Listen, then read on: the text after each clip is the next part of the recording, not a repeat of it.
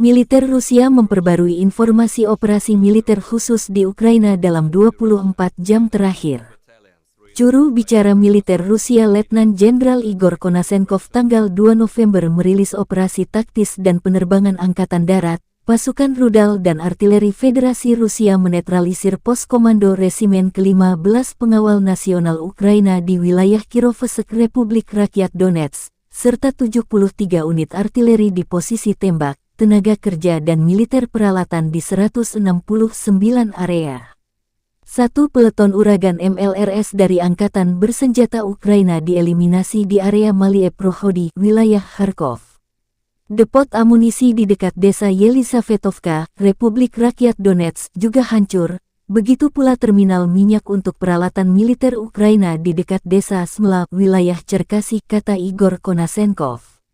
Penerbangan pesawat tempur Rusia menembak jatuh satu helikopter MiG-29 Angkatan Udara Ukraina di dekat Paseka, wilayah Kharkov. Secara total, 330 pesawat terbang dan 167 helikopter, 2.414 kendaraan udara tak berawak Angkatan Bersenjata Ukraina dinetralkan sejak awal operasi. Juga 384 sistem rudal pertahanan udara, 6.270 tank dan kendaraan tempur lapis baja lainnya, 881 kendaraan tempur yang dilengkapi dengan MLRS dieliminir.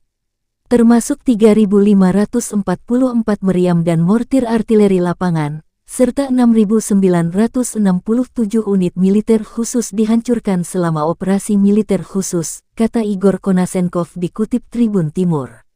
Sementara itu, perkembangan terbaru dari kubu Kiev, Kementerian Pertahanan Ukraina merilis sebanyak 800 prajurit Rusia dieliminasi dalam 24 jam terakhir. Pertahanan udara bekerja efektif, satu jet tempur dan satu helikopter ditembak jatuh.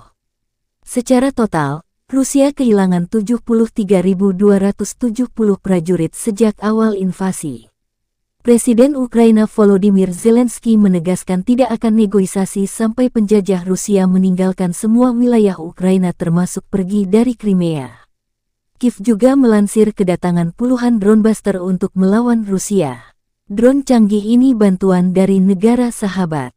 Hingga hari 152, konflik Rusia dan Ukraina belum ada tanda-tanda berhenti.